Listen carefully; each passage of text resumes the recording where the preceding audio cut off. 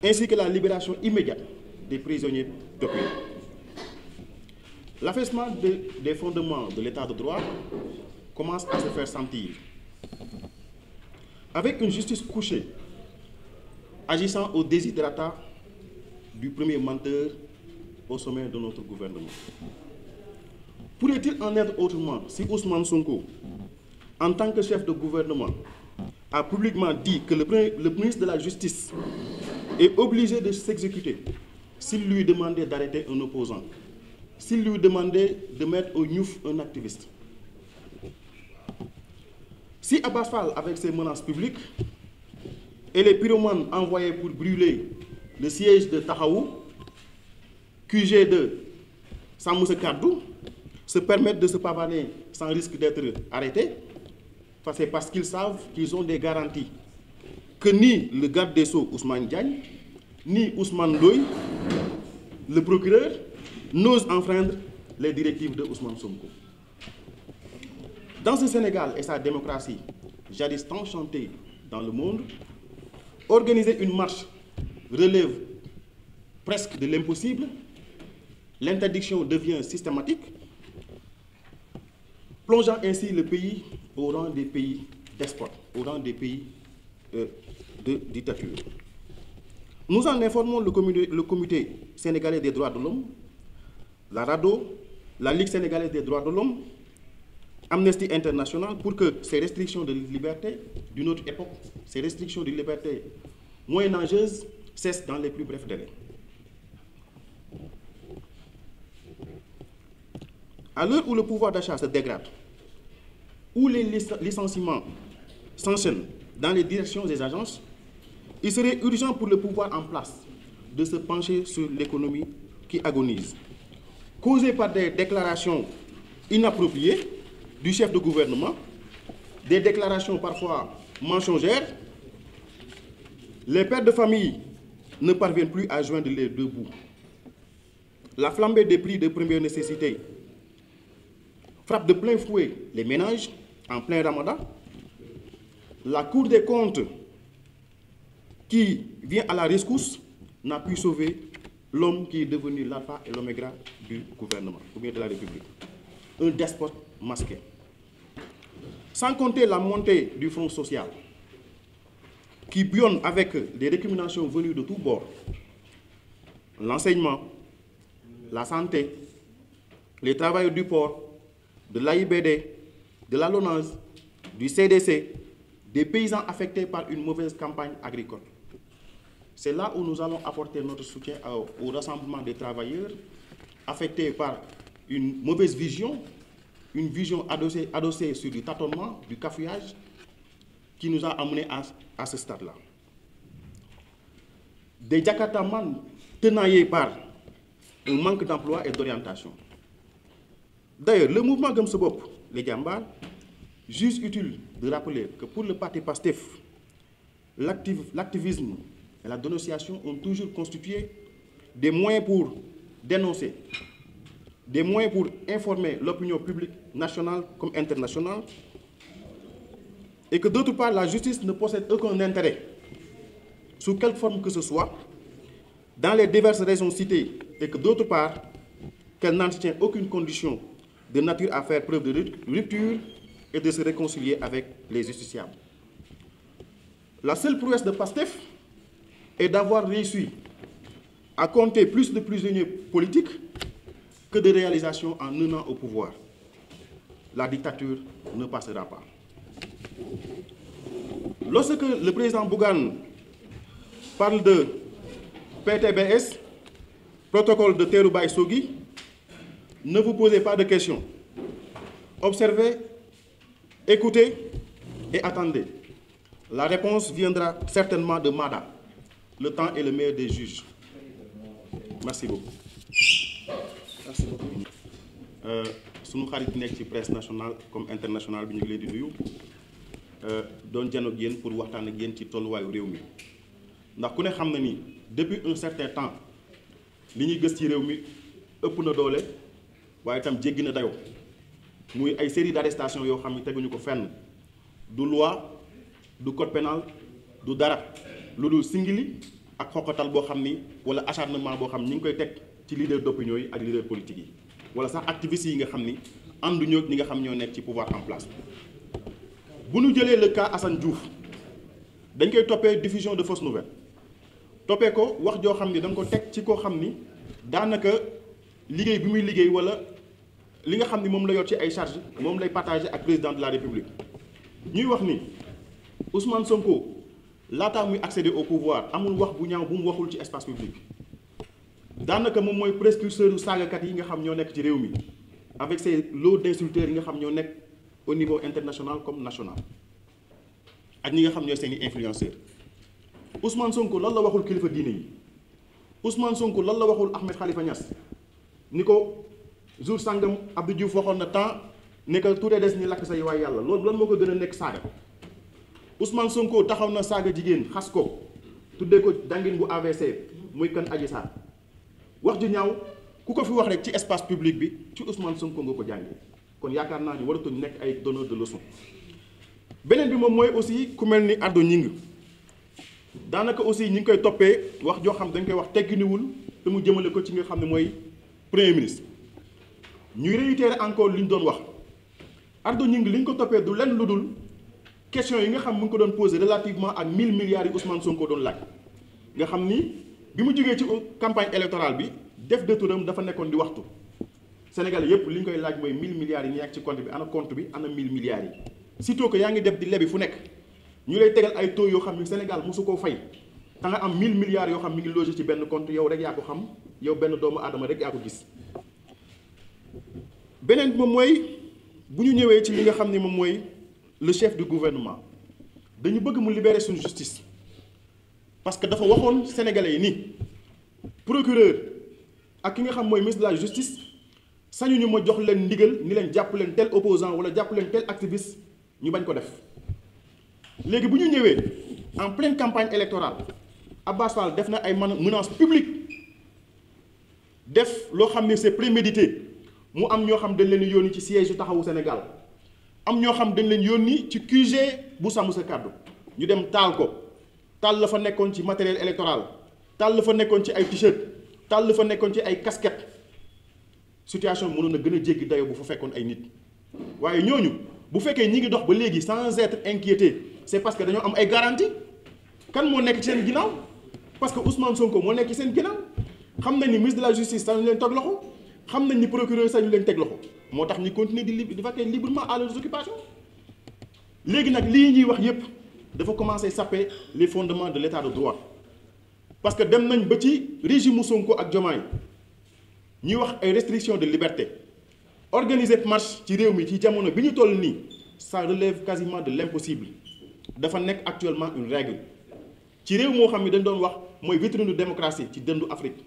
ci réew moo xam ne dañ ko doon way di ko bàkk ci àdduna yëpp ni dëkku démocratie la bu demee ba nga xam ne organiser fi marche wala wax fi sa xalaat nit ñi dañ la naan defal ndànk réew moom dañ jàpp ni ñi ko yor ay dictateurs lañ. beneen moom mooy dañuy interpeller RADDHO Amnesty International Ligue sénégalaise des droits de l'homme organisation yi nga xam ne ñooy xeex ci àq ak yelleefu doomu aadama yépp ñu taxaw wax ci li nga xam ne mooy xew ci réew mi ndax xoqatal bi jéggi na dayoo restriction liberté yi metti na tëj mi bari na ba pare jàpp nañ ni loolu dafa war a arrêter si saa si ndax loolu dëppawul ak li nga xam mooy yoon sàmmantewul ak li nga xam mooy àq ak yelleefu doomu aadama sàmmantewul ak convention yi nga xam moom la ñu ratifié en tant que Sénégal ci moment bii nga xam ñu lay wax dàq yi nga xam ñu ngi koy dàq liggéeykat yi dafa mel ni tulleeg màlle dàq yi ci agence yi dàq yi ci direction yi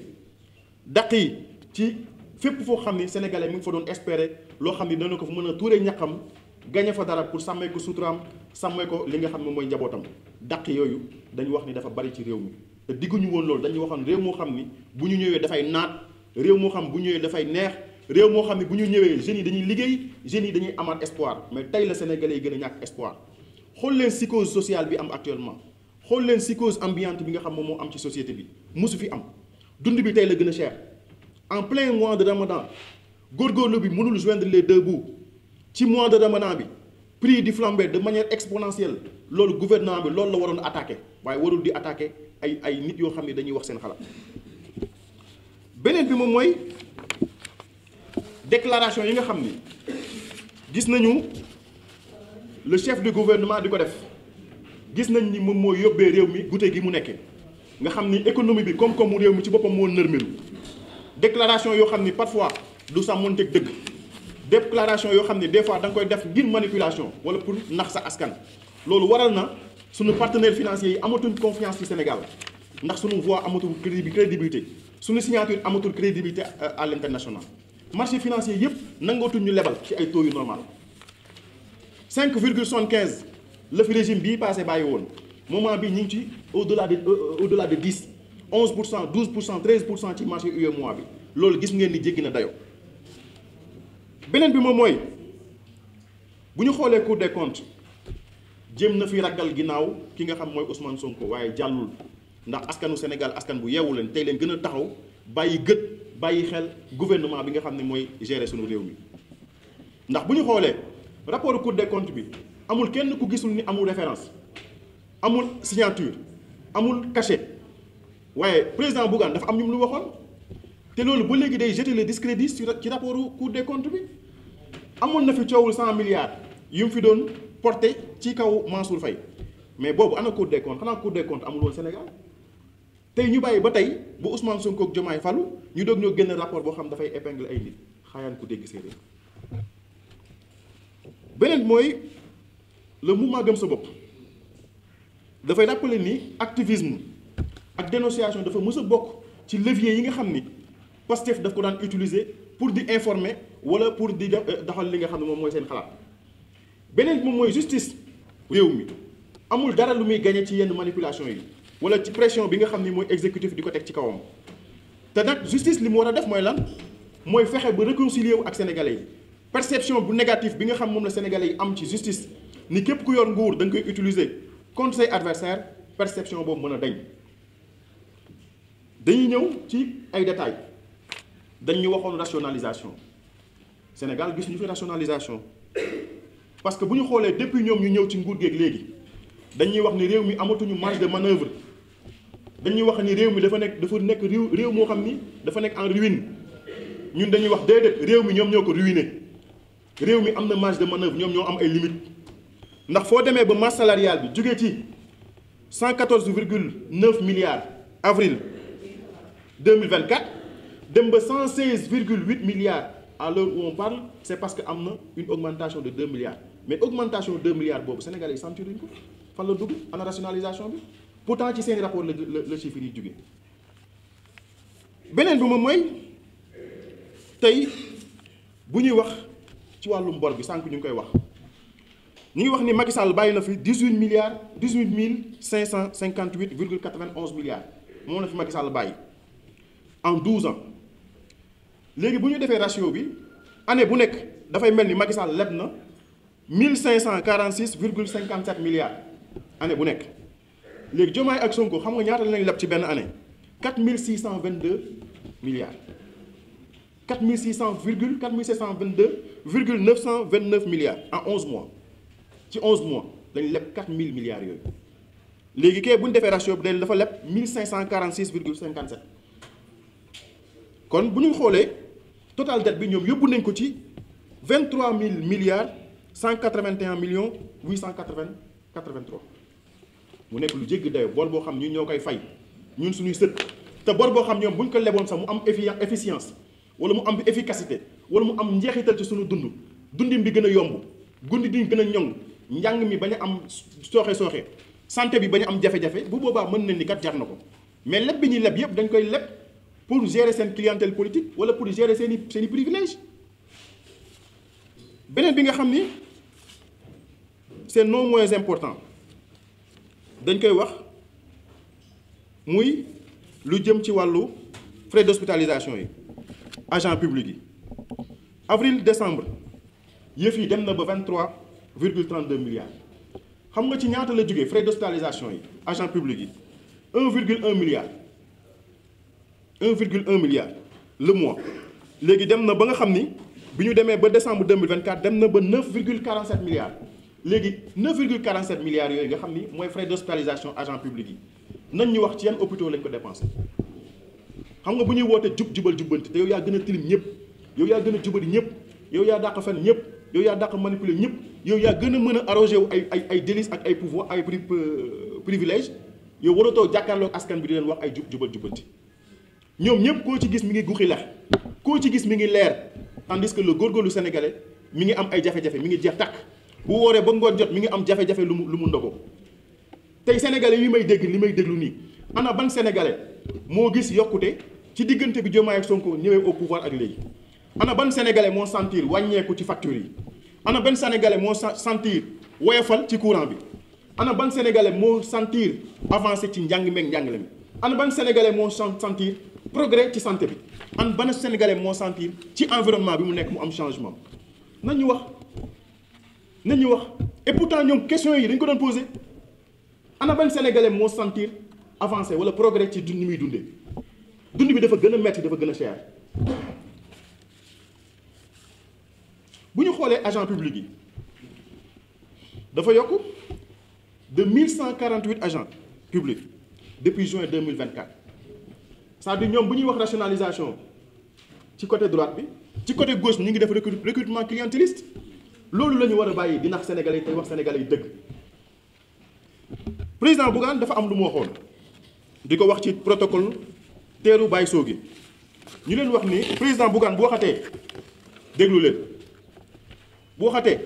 observé leen waaye itam toog leen xaar la vérité viendra de Maba wax na Maada wax na feeñal na lépp lu président Bougane doon wax kon léegi leer na ci boppu sénégalais yépp ni ba mu waxee ba pare ñu jëlee ko fa mu nekkoon jël décret dàq ko ndax dëgg yi mu wax président Bougane la mu doon wax sénégalais yi bàyyiwuñ ko woon xel léegi jàpp nañ ni loolu ñëw na leer na nañ ci bopp sénégalais yi le temps est le meilleur des juges te pourtant loolu noonu révélé wul tous ses secrets am na ñu ne Macky Sall sax moo leen jox fond wu campagne am na ñu ne bi ñu xaajee seen caravane yi def ñaari caravane Macky Sall moo leen jox ay oto président Bougane daf leen défier woon ni leen amnistie bi du ngeen ko mës a laal est-ce que bi Thierno Alassane Sall dugalee loolu noonu ci assemblée nationale ba ni leen nañ abrogé loi d'amnistie bi est-ce que ñoom abrogé nañ ko pourtant ñoo am majorité à l'assemblée nationale de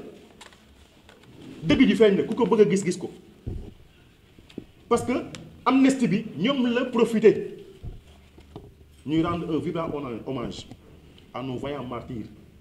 nos 83 jeunes frères ñi nga xam ñoo dee ci xeexu politique yi beneen moom mooy ñoom li ñu bëgg a wax mooy amnistie bi dañ koy lever partiellement dañ koy abroger partiellement mais nañ lever amnistie bi bu ko defee ñu xam ki yee kii kan moo def ak kan moo laale justice doxal ñun loolu la ñu bëgg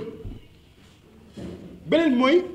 président Bougane dafa am défi bu mu leen mosoon a lancer encore muy loi boo xam ni dafay criminaliser yëfu góor jigéen duñ ko mës a laal boobu itam duñ ko mës a laal et pourtant Ousmane Sonko bi muy nekk opposant en son temps xam nga lan la waxoon dañuy day bu ñuy jëlee réew mi dafay bokk ci loi yi ñuy njëkk a jël loi boo xam dafay criminaliser góor jigéen est-ce que dégg ngeen ñuy waxati ci pourtant suñu réew mi jamono ji moo nekk hôtelu góor jigéen yi tey lañ gën a bëri góor jigéen yi tey lañ gën a am voix góor jigéen yi tey lañ gën a mën a laamisu ak autorités yi loolu nag dafa tey xel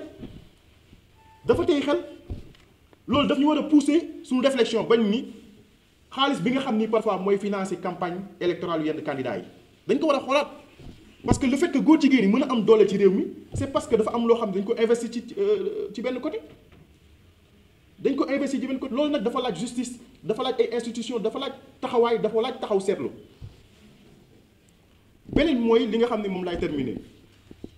mooy rassemblement des travailleurs yi nga xam ne actuellement ay victimes lañ ci catastrophe bi nga xam moom mooy am muy l'avènement de Sonko et Diomaye mu nekk catastrophe ci réew mi mu nekk calamité ci réew mi parce que dañuy wax ni sàcckat bi ak yàqkat bi ñoom ñaar ñoo war a yem àtte régime bi fi nekkoon da leen doon wax dañuy sàcc waaye ñii fi nekk dañuy yàq golo ak kaña ku leen gis dóor leen ñii nag dañuy yàq alalu réew mi parce que mënuñu en longueur de journée